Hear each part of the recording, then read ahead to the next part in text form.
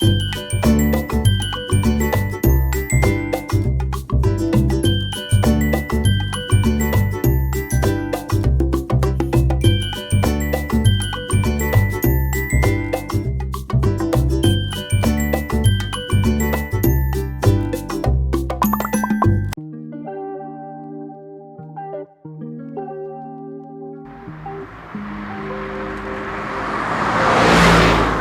蘭嘅北海小漁村呢，其實好適合當作阿姆斯特丹近郊嘅一日遊嘅景點嚟嘅。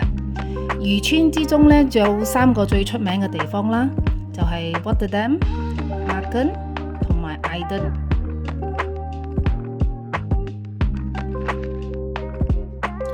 由於尋晚響杜拜嘅航班延飛咗5個小時嘅關係呢，因此我今朝嘅行程我需要忍痛割捨Aden 同埋 Brook in Waterland。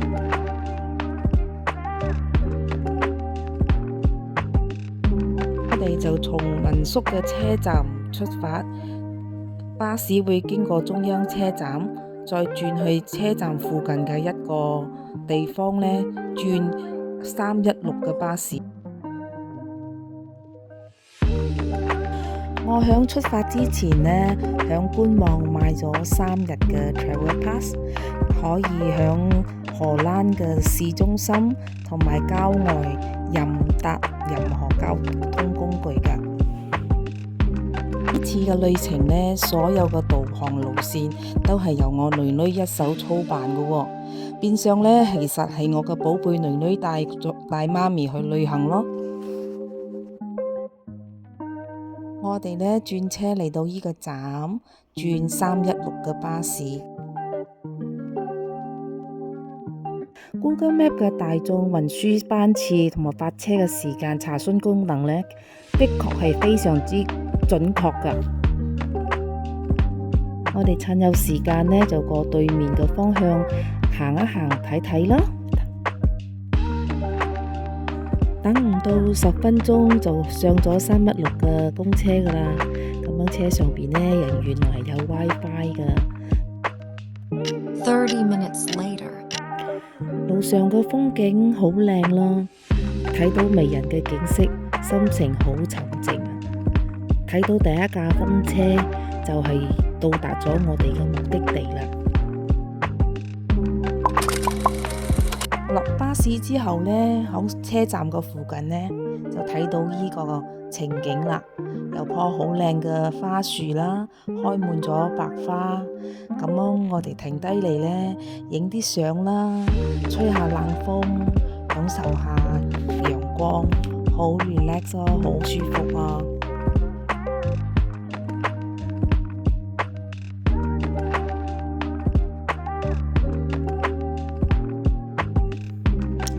呢一日嘅清晨，現時只得5度咋，睇下我哋嘅手一直放喺個衫袋裏邊，已經知道係非常之凍㗎啦。我哋慢慢咁樣行入去住宅區啦，好開心咯！人哋住啲地方好靚啊，近距離呢都有好多開滿花嘅花樹啦，好羨慕住響呢度啲人啊！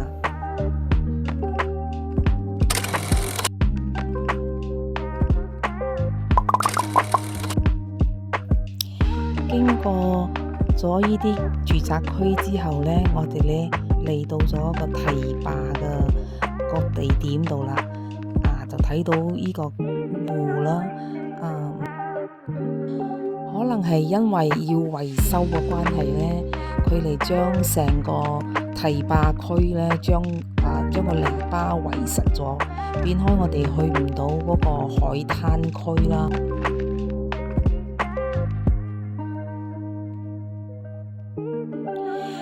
呢一間藍色嘅屋呢，非常之吸引到我啦。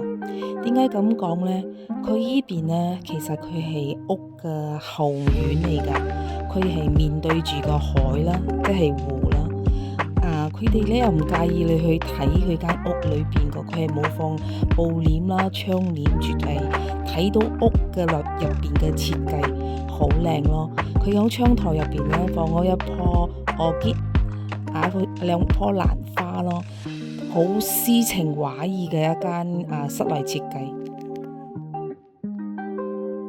喺呢一排嘅房屋之中呢，每隔幾個單位都會有一個行人道嘅，係方便啲居民呢可以上落進入佢嘅屋前同屋後嘅喎。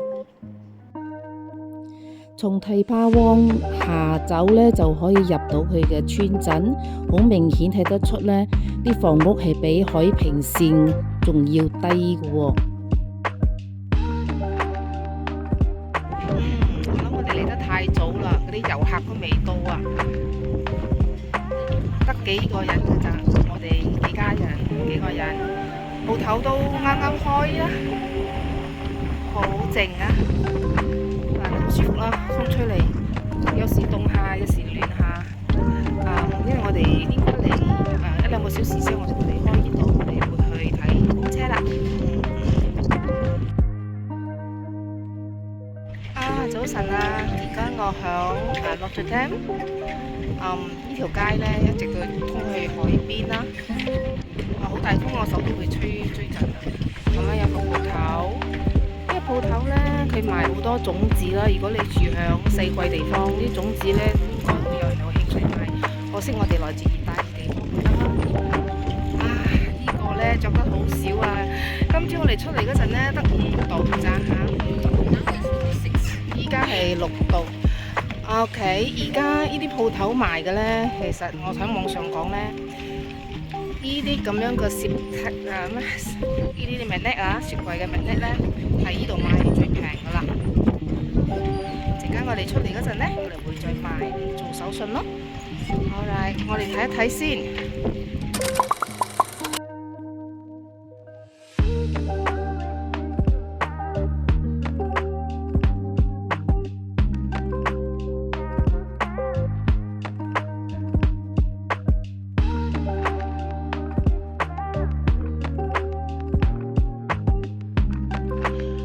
嘅服裝影相館呢，可以讓你着上荷蘭嘅傳統服飾、牛奶帽啦、花裙啦，做翻一個荷蘭人，亦係唔錯嘅體驗啊！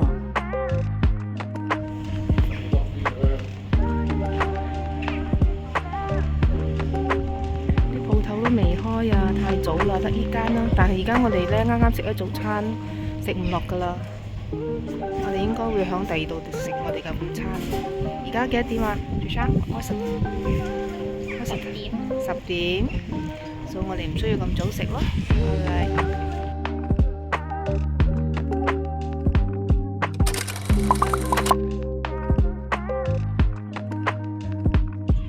呢度嘅咧好靚哦，花多眼亂，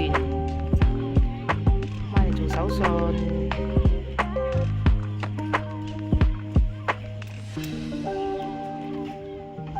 好大隻嘅喎，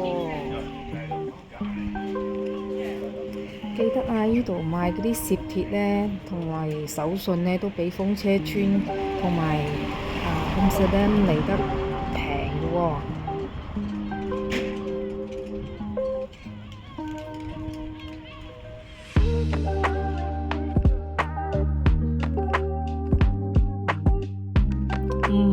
入嚟鋪頭買紀念品啦！睇到啲咁靚嘅貨物，睇到都好開心，真係好靚咯。當然係少不了嗰啲荷蘭嘅傳統木屐啦，好多款式，仲有啲布做嘅款式添。妹妹話呢，愛唔愛買一對俾哥哥喎？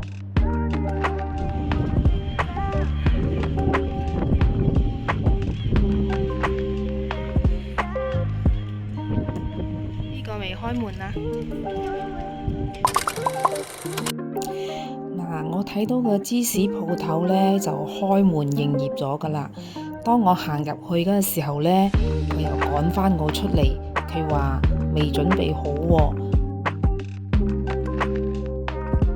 響北海漁村呢度呢，出名嘅芝士市場會係響艾登，因為時間上嘅關係呢，我就愛咗啦，唔會過去嗰邊，冇所謂啦。我哋仲可以去風車村。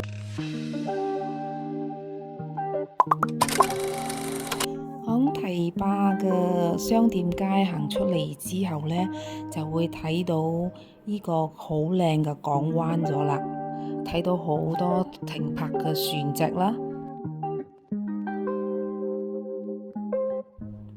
啲漁船呢構成咗一幅好典型嘅荷蘭漁村風景，好靚咯。哇，好大風啊，要注意保暖咯。開咯，漁船出海咯，拜拜。我哋睇到港口啲老漁船呢，陸續咁樣出海啦。原來呢，佢哋呢仲響呢度呢進行淡水捕魚㗎。呢度係湖嚟㗎嚇，唔係海啊！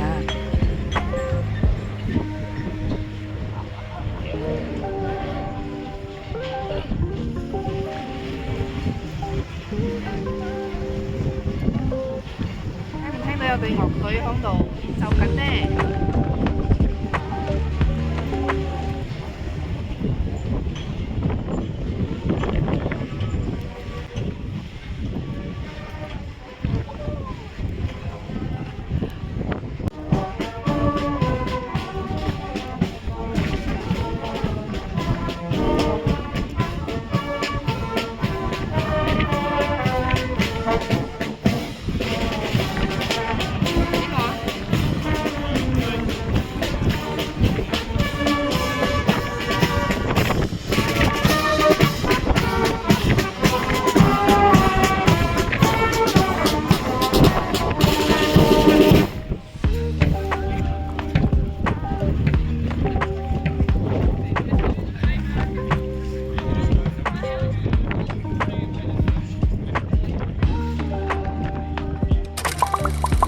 如果你嘅時間係夠用嘅話呢，其實響惠靈頓你亦都可以坐船過去麥根嘅小島上邊嘅喎。船飛嘅價錢同埋時間呢，我打響熒幕上啦，大家做參考啦。其實呢，唔係單止係要靠坐船先可以到麥根嘅喎。經過填海之後呢，其實已經有公路可以直達呢個小島嶼㗎啦。你哋需要坐公車或者甚至乎你要行入去島嶼上邊都係冇問題㗎。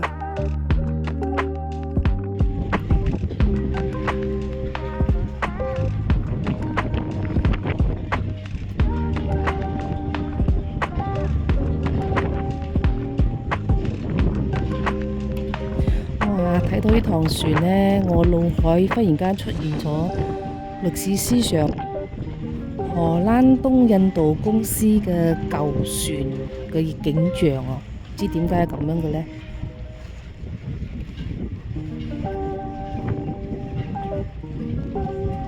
好大風啊！吹到我都喐啊，真係誇張。星期日啊，今日冇乜人。呢度好舒服，好舒服。呢趟船呢，去另一個地方呢，係另一個漁村，但係佢嘅景色同呢度差唔多。過去啦，因為好凍喎，吹海風。哎呦，開心得佢啊！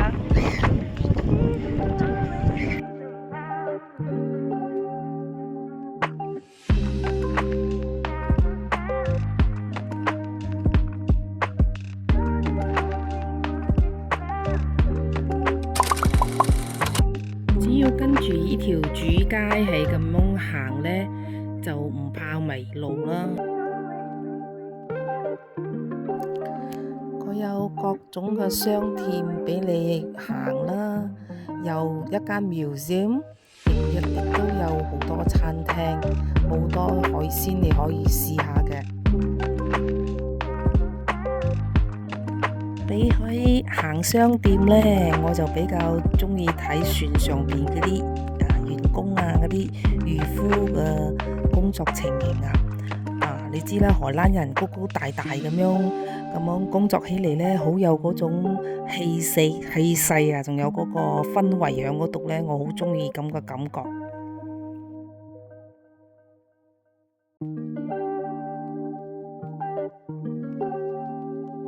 好多船隻啊！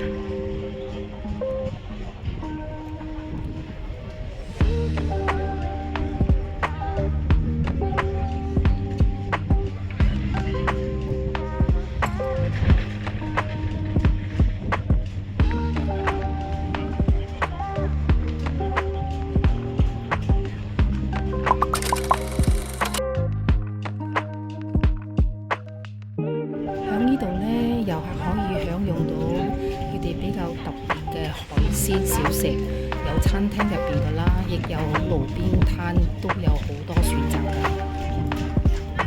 當地嘅特色小食呢，有炸鱈魚啦，有鰻魚，仲有一種叫做飛魚。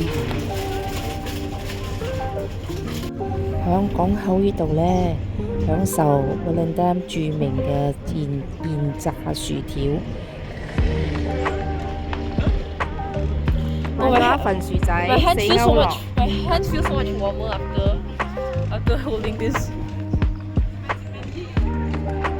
嗱，你哋睇啲薯條呢，被炸到酥脆金黃，哇！再加上啲 mayonnaise 呢，真係好好食，好好味嘅喎。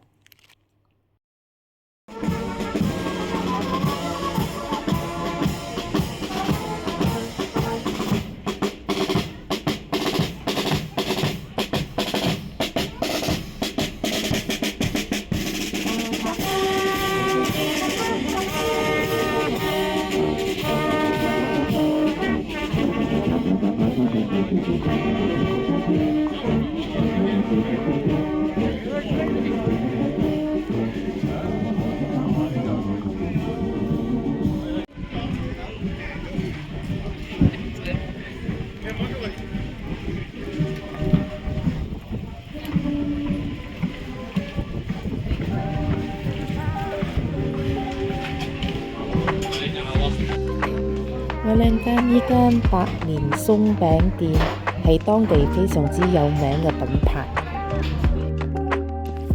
響荷蘭嚟講呢，都算係鼎鼎有名㗎啦。咁我哋就買咗一份嚟試下啦。我哋嘅旅遊嘅指定動作就係影相留念啦。如果唔係呢，就唔會記得響邊度買過啲乜，食過啲乜㗎咯喎。第一啖冇咁好食咯。First bite underwhelming. Huh? Now it's 第一啖佢覺得好奇怪，好甜。it gets better the more you eat. 係咯。第一啖我其實食到就唔會好接受，而家食落去咧就會覺得好好食，係咯，唔怪得咁多人去買咯。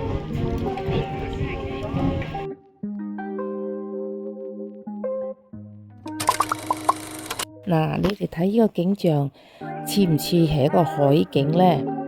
其實呢，佢以前的確係海嚟㗎，但係荷蘭人呢，用咗佢哋嘅填海技術呢，將呢個海變成一個淡水湖啦。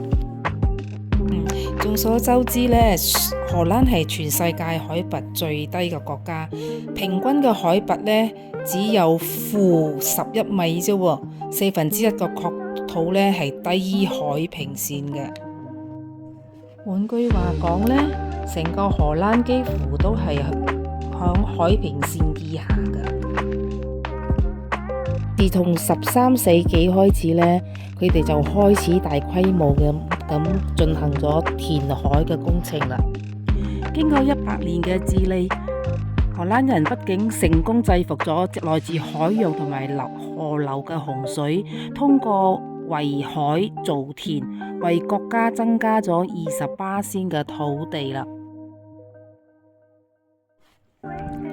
亞登海係荷蘭嘅內海，係一個狹長嘅海灣。荷蘭人響兩地建築堤壩，將亞登海分成內外兩個部分。隨着鹽分嘅沉積呢，將呢個湖呢逐漸咁變成咗淡水湖啦。荷蘭人建堤防、修堤防，亦抽乾咗海水，讓原有嘅土地呢避免咗浸水，即係水災啦。除此之外呢，更進一步將原有嘅海岸沼澤地呢變成咗良田喎。荷蘭人自己保護並重塑咗成個國家，就認證咗一句說話：上帝創造咗世界，而荷蘭人創造咗荷蘭。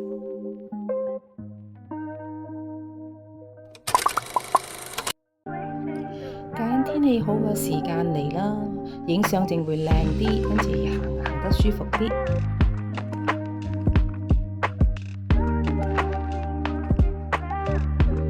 呢度呢，有好多嗰啲漁夫啊、賣魚女嗰啲銅像啦，嗰啲塑像好多㗎。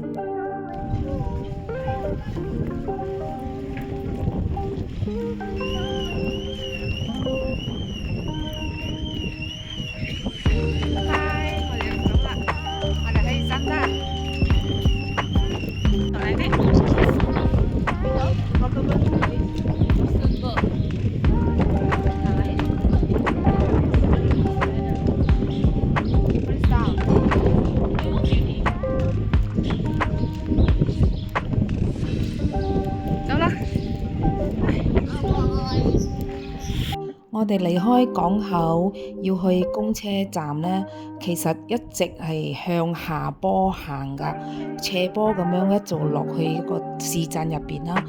可想而知呢，佢依個地勢呢，其實佢已經係低過海平線㗎，低好多添啊！雖然講呢啲知識呢，早就喺書本上係學過啦，但係當你親眼目睹之後呢，你會覺得係非常之匪夷所思嘅事嚟㗎，真係好特別嘅一個地勢咯，好低嘅地勢。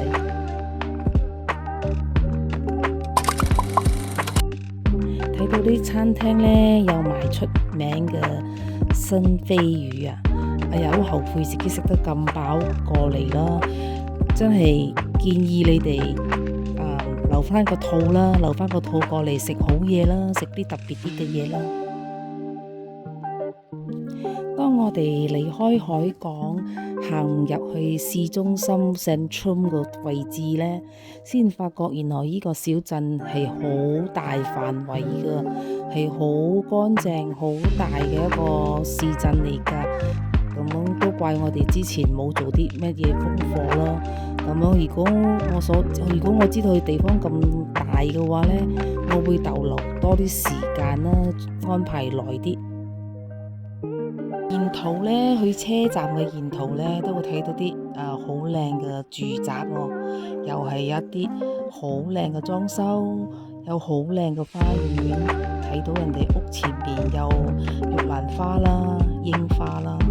哎呀，我哋啲熱帶地方嘅特登買機票過嚟欣賞嘅嘢呢，人哋呢隨手可得，就係種響佢嘅屋企嘅門口前邊嘅咋，所以幾靚啊！佢哋嘅生活環境幾好呢。如果經濟許可的話呢，如果呢度買間屋，呢度生活，你話幾好呢？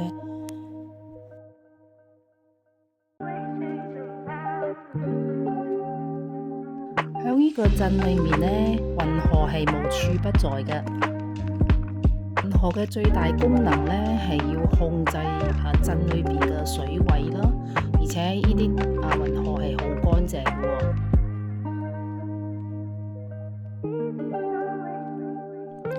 荷蘭北海小漁村 Volendam 榮登我人生中最美嘅地方之一。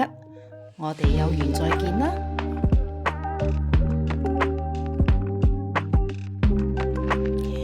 如果你有緣睇到我呢個第一個影片，咁你留個讚啦，等我知道你嚟過睇過我呢段片啦，作為一個鼓勵咯，始終都係第一次啊嘛，係嘛？多謝晒吓，拜拜。